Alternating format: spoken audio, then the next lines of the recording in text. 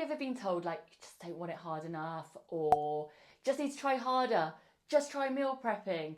You know, like, so many times I hear this, but yet to you, that feels like trying to climb a mountain in flip-flops.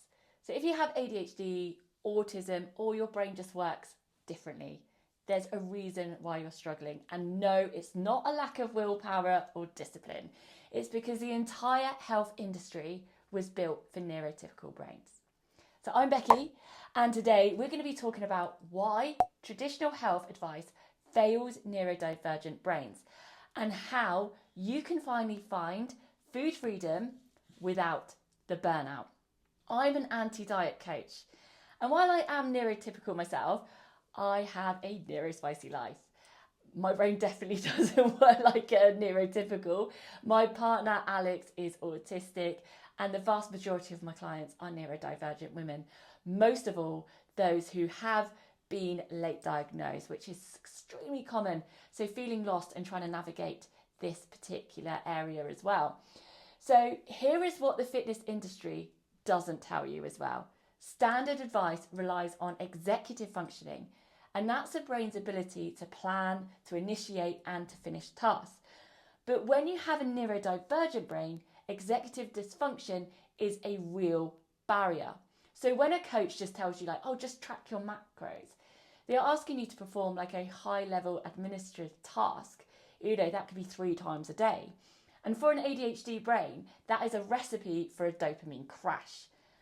When they tell you to just like eat clean as well, they're really ignoring the sensory processing issues that, you know, certain textures, you know, having fear foods and safe foods, you know, it can feel like a complete nightmare.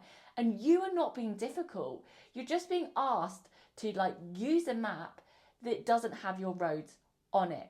So the issue is not with you, it's people not understanding what you need. We've all seen those no excuse coaches, haven't we? You know, the ones that just like tell you, oh, well, you just don't want it enough, you just need to try harder, just push through. But if you're already stressed or overwhelmed or dealing with neurodivergent burnout, which is an incredibly stressful time, that tough love approach doesn't motivate you whatsoever. It triggers a shame spiral and it makes you feel stupid. Like, I know I've been there, like that, felt that frustration of when people, you know, don't explain things in a way that I understand, you know, and it makes you feel stupid, but it's not you. It's definitely not you. In my Empower coaching, I see women who have been really traumatized by this and they think that they are the problem, but it's not. There's the problem of diet culture, you know, and it's one size fits all like approach. And that ignores how your unique brain actually processes rewards, habits, and hunger, and so much more. So what's the alternative here? So I'm all about finding a way that works for you and your brain and your lifestyle. The last thing we want to be doing is pushing through and causing burnout, more stress, and more overwhelm.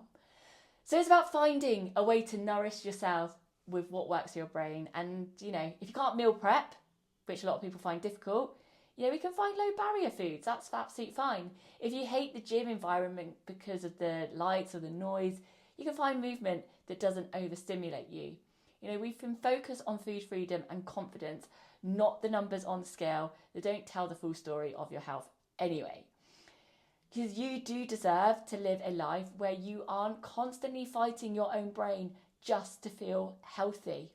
I've got something for you, something that's really going to help you out here.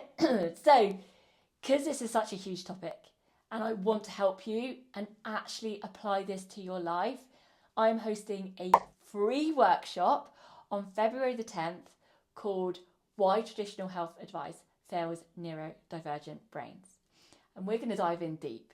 You know, I love to explore, you know, what we can do to break the people pleasing, those all or nothing cycles, how to manage the burnout, and finally ditch the generic advice that has been keeping you stuck and making you feel like you're the problem. Because like I said, it's not you. So if you're ready to say diet culture can fork off, yes, that's a little plug to my podcast, and find a way that actually works for you, then click the link below to register. It's totally free and I would love to see you there. Don't forget to hit subscribe as well for more tips on navigating food freedom and body confidence over 30. I will see you on the 10th.